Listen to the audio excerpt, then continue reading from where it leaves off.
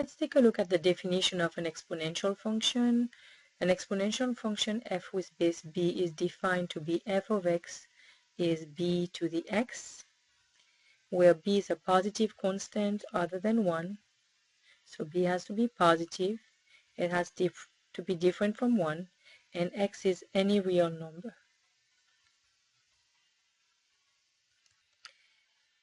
Now let's take a look at this problem. The exponential function f of x is 42.2 times 1.56 raised to the power x models the average amount spent f of x in dollars at a shopping mall after x hours.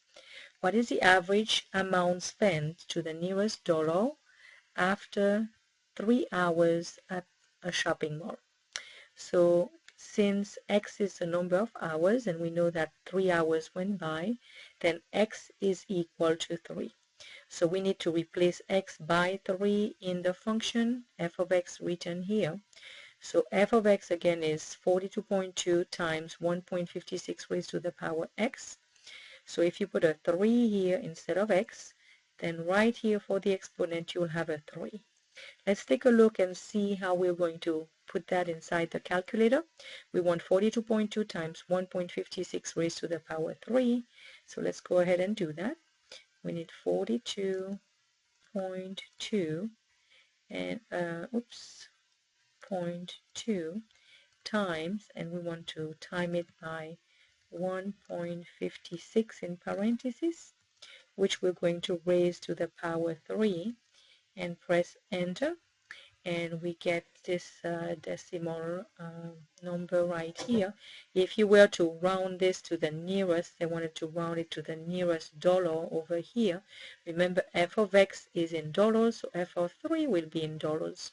So notice that you have 160.2. So rounded to the nearest dollar, we're talking about $160 would be spent.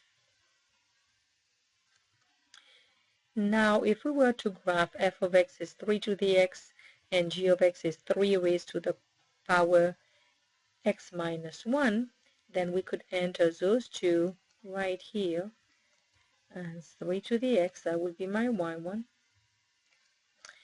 And then the other function would be, that's for f, 3 to the x, and g would be, and I can type it anywhere, so I want to type it there to have a little room, 3 raised to the power x minus 1.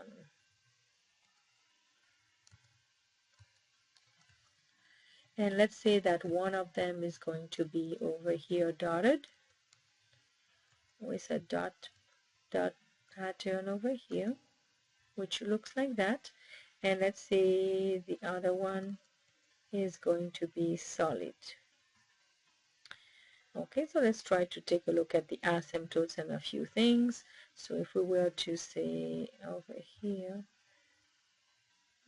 okay, we can graph those two. Notice that it looks like the graphs are going below the x-axis, but we need to know better and realize that this is not the case.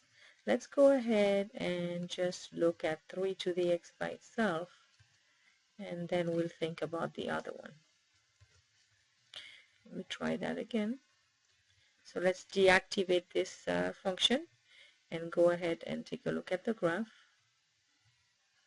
Notice that this function passes through the y-axis, that's a y-intercept of 0, 1, and then we have an asymptote at y equal to 0. You could get a couple more points over here. Now let's take a look at what this graph will be. If it's 3 raised to the power x minus 1, it's a shift 1 unit to the right of this graph right here. So this point will end up right here at 1, 1.